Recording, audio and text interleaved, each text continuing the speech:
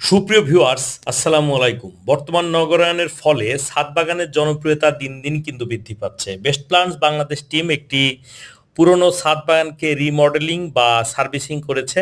সেই ব্যাপারে আপনাদেরকে শেয়ার করলাম এবং যারা ছাদ বাগান আছে বা যারা করতে চান তাদের জন্য কি কি করণীয় সে ব্যাপারে দু চারটা দিক নির্দেশনা দিব। তো ভিডিওটি না টেনে একটু কষ্ট করে শুনবেন, কারণ খুব গুরুত্বপূর্ণ কিছু কথা আমি বলতে চাই। বন্ধুরা, যে ছাদ বাগানে আমি এসেছিলাম এখানে অনেকগুলো গাছ ছিল, যেমন এই গাছটার বয়স অনেক বছর, প্রায় 4-5 বছর, কিন্তু কোনো ফল হয় না। এখানে লেবু গাছ আছে, লেবু গাছেও খুব বেশি একটা ভালো রেজাল্ট হয় না। এ পাশে কলা গাছ উনি রোপণ করেছেন, যদিও এটা খাটো জাতের কলা গাছ না, অর্থাৎ ছাদে লাগানোর কলা গাছ কিন্তু এটা না। উনি কিন্তু মাটির কলা গাছ ছাদে রোপণ করেছে। আর এ পাশে ক্রিসমাস ট্রি একটা রোপণ করেছে বা লাগিয়েছে, যেটা ছাদে এইভাবে লাগানো ঠিক হয়নি। এই পাশে একটা নিম গাছ আছে। আসলে মানে ওনার যেটা মনে চেয়েছে সেটাই ছাদে রোপণ করেছে। আসলে ছাদ বাগানের জন্য বন্ধুরা গাছ নির্বাচন করতে হবে যে কি কি গাছ আপনারা ছাদে রোপণ করবেন।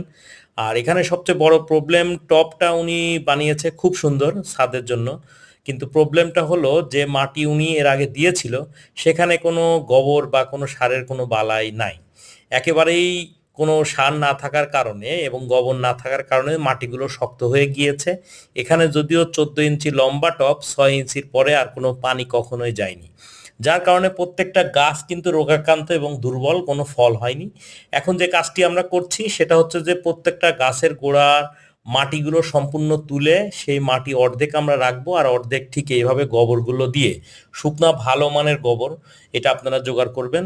করে এইভাবে কিন্তু আমরা মাটির সঙ্গে মিশিয়ে নিব। মিশিয়ে এখানে পরিমাণ মতো আরও অনেক কিছু দেবো, যার মাঝে উল্লেখযোগ্য DAP, TSP, urea, sulphur, potash, দানাদার বিষ সহ নানা উপাদান, মানে নিমখোল, শিংকুচি, হাড়ের গুঁড়ো সহ একটি আদর্শ মিক্সার মাটি তৈরির জন্য যা যা উপাদান প্রয়োজন আমরা এগুলো সব পরিমাণ মতো দিয়ে খুব ভালো করে মাটিটা মিক্সার করব।